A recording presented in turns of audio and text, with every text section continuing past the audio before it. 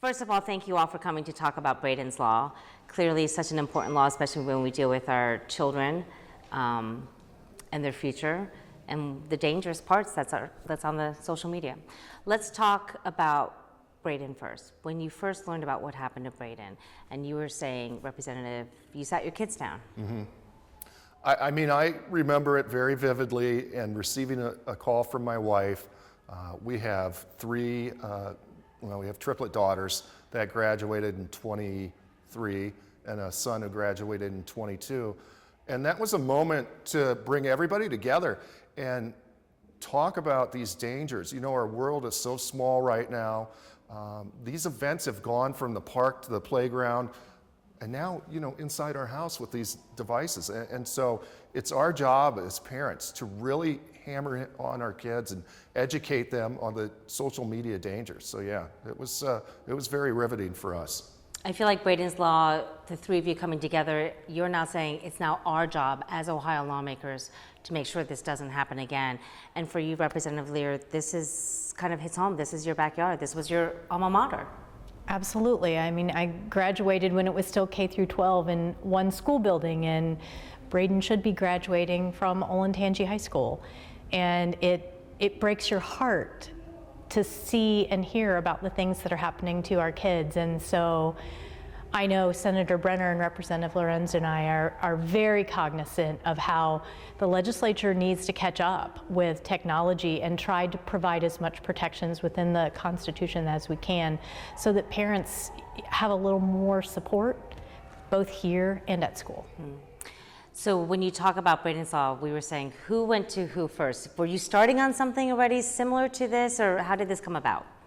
Yeah, I worked locally with Rachel Winder, and we started drafting the bill. We've had numerous drafts of this bill to make sure we get it right. We've worked with our county prosecutor, Melissa Schiffel, and their association has looked at it.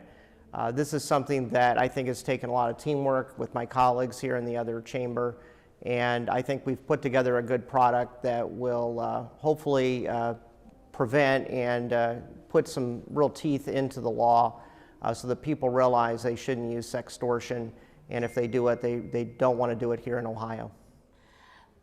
As a parent, I was very surprised to learn that sexual sextortion is not a crime in Ohio in 2024. How did that never come to be? Like, why? You know, it's kind of sad, but I mean, we also just recently passed the law for rape, you know, with spousal rape. I mean, that had not changed. So, you know, bringing us into the 21st century, this is something that definitely needed to be brought into the 21st century, especially given the fact that every single kid, even little kids, have access to cell phones.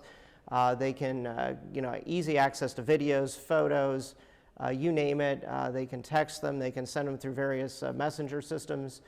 And the fact that kids can be exploited already, let alone now with these types of you know, devices that are readily available, we need to bring this law up into the 21st century and help protect kids. And my colleagues here in the House and I think have got a bill that will do just that. You talk about a bill that has teeth. Too often we do see many bills. Sounds great on paper. Where's the teeth in this when you talk about wanting to stop this online crime, these perpetrators? Where do you see that teeth? It's a felony now in Ohio, hopefully with Braden's Law, but what would that do in terms of stopping these people from getting access to our kids? I think it really raises the awareness and the accountability level, and if you're one of those terrible, evil people that are thinking about committing this crime, maybe you'll think again.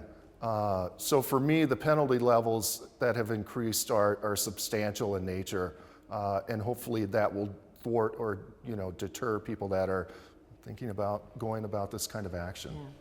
If we can find them too, right? That's part of the problem. Right. One of the components for Braden's Law is the digital access. Talk about that aspect of this law and why that could be challenging. So Braden's family was trying to find out what on earth had happened, and it took them months and months to get access to his phone. The telecommunications companies didn't want to allow it. So in Braden's law, we provide immunity for the telecommunications companies, but we also provide an avenue through the appellate court so that hopefully within 30 days, if somebody needs to see what has my child been doing, who has been contacting them, they should be able to do that in a much more expedited way, and that's a key component of Braden's law. Do you expect that to be challenged in any way? We've seen what NetChoice has done to the Parental Social Media Act, where they claim rights of privacy and so on and so forth. Could this be an aspect of Braden's law that could face? We've taken a look at other states. A bunch of other states have already enacted this. We've tried to tailor it in such a way that it meets, First Amendment protections as well as privacy protections. But gives a process so that parents get access to what has happened with the phones and the social media content, but and as Representative Lear pointed out, also protects the telecommunications companies so that they're not just sued. And actually, that is one of the aspects that we were concerned with in the bill, that we were concerned that they would be suing and potentially bottling the bill up. So taking that off of the table should make this a bill that can go into law and hopefully not be challenged. I would just like to add, the other key travesty in this whole event was, the poor Marcus family had to wait 10 months to get access to that phone. And that really precipitated a lot of issues, payment and reimbursements of therapy for their daughter who found Braden on the floor. So we've really got to speed that up. And to Senator Brenner's point, I think the provisions that we put in there are something that'll hold up. And you talked about what Ella went through, the family as a whole.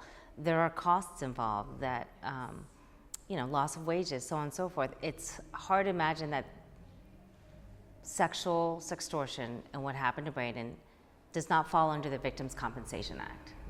It will if this law passes the way it's been written, right? So yes, they need support. This is a criminal act, and we needed to make sure that that was clear for the purposes of the crime compensation fund. So we worked with folks to get the law right, and I think it's going to be good. And I think it's going to provide those added benefits like counseling and other things that families will need. It seems like after the story of Braden Marcus came to light, we sadly had too many stories of teens in Ohio and beyond. How often do you as lawmakers hear pleas from the public to say, do something? Unfortunately, constantly. I chair the Senate Education Committee, and I hear from families and parents all over the state of Ohio of personal tragedies that have occurred. And it may not have been necessarily sextortion, but the social media aspects of everything has put an extra layer of stress on all the students. We've started to take some action with the recent bill that was passed in House Bill 250 with trying to limit the use of cell phones in classrooms. But this is one in many steps that I believe we as legislators are going to have to take here in the General Assembly.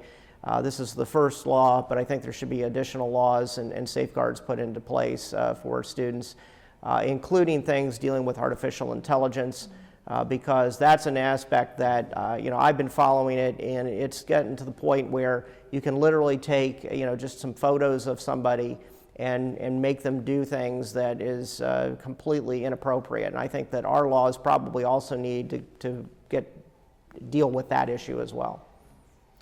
I recently read an article put out by the Department of Justice, and for the sextortion part only, law enforcement agencies reported over 7,000 cases of this and 22 suicides. So that is way too many, and so we really need to get working on getting this approved.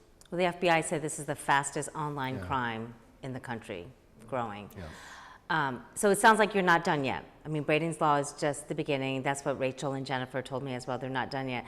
I have to ask, where does this fall in line with federal laws? Does it?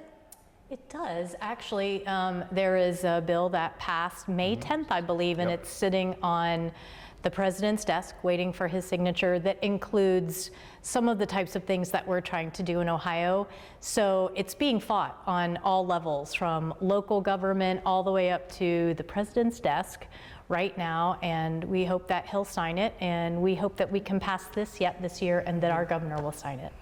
But you said it was just past May 10th, so again, not until today we're dealing with a crime that has been pervasive for years with our children. It's been surprisingly